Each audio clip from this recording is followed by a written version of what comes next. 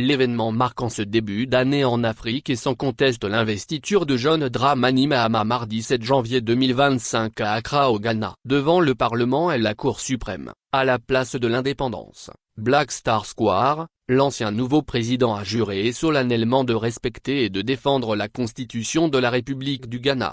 Avant de recevoir les attributs du pouvoir, symbole de la plénitude de sa gouvernance, il s'est engagé à gouverner dans la justice et l'équité et à protéger les droits et les libertés de tous les citoyens et promouvoir le bien-être général de la nation. 8 ans après avoir été battu par Nana Akufo-Addo, il vient cette fois-ci de le remplacer. Tout ceci à la faveur de son élection à la présidentielle du 7 décembre 2024. Pour ce grand retour au pouvoir, l'ancien ministre de la Communication avait réussi l'exploit d'avoir à ses côtés pas moins de 18 chefs d'État africains dont Faure Gnassingbé du Togo.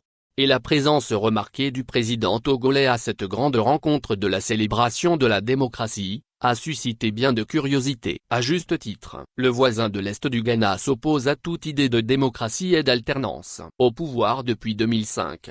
Faure Gnassingbé a connu 5 présidents du Ghana qui se sont succédés, notamment John Kufuor, Jonathan Mill, John Mahama, Nana Akufo-Addo puis John Mahama.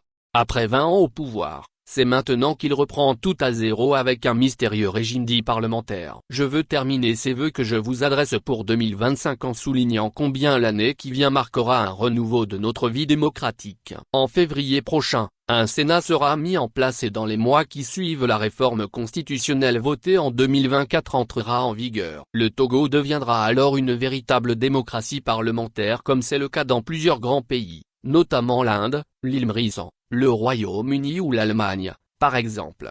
Je me réjouis de cette évolution qui permettra au peuple togolais d'être mieux représenté et contribuera donc efficacement à la préparation de l'avenir du pays. C'est en ces termes que le successeur d'Yaya Macky est allé savourer les délices de la démocratie et de l'alternance au Ghana, s'exprime sur son pays.